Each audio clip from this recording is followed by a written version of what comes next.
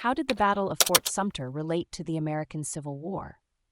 If you're curious about how the Battle of Fort Sumter fit into the larger picture of the American Civil War, you're about to uncover some crucial history. Let's start with the context. In early 1861, the United States was on the brink of a massive conflict. 7 southern states had already seceded from the Union, and they claimed all U.S. forts and arsenals within their territory. However, 2 forts remained under federal control: Fort Pickens in Florida and Fort Sumter in South Carolina's Charleston Harbor. Fort Sumter, garrisoned by U.S. troops under Major Robert Anderson, was not strategically valuable in a military sense, but it held immense symbolic value. When President Abraham Lincoln took office in March 1861, he faced a critical decision: either resupply the fort, which was running low on supplies, or abandon it and accept the disunion of the country. Lincoln decided to prepare relief expeditions to both Fort Sumter and Fort Pickens. However, before the supplies could arrive, the Confederate government demanded the immediate evacuation of Fort Sumter.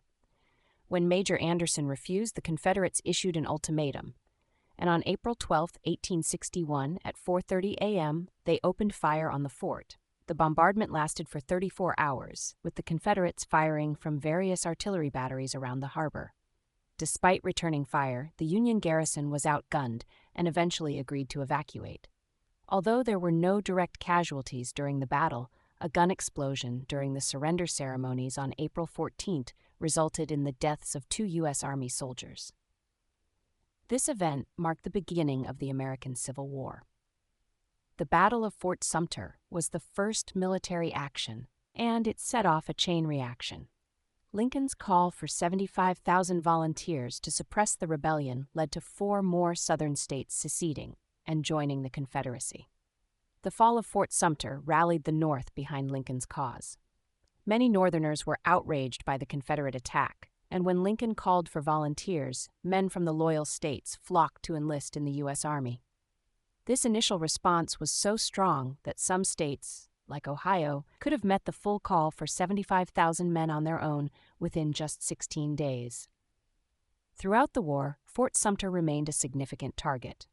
The Union conducted several operations to capture Charleston and Fort Sumter, including a naval assault in April 1863 and a siege that lasted from July 1863 to February 1865. The fort was eventually reduced to rubble, but it continued to serve as a powerful symbol of the conflict.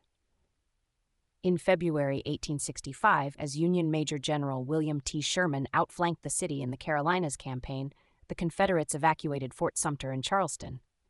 On April 14, 1865, exactly 4 years after the initial surrender, Major General Robert Anderson, now retired and ill, returned to the ruined fort to raise the American flag once again. The Battle of Fort Sumter was more than just a military engagement. It was the spark that ignited the American Civil War, a conflict that would last 4 years and reshape the nation.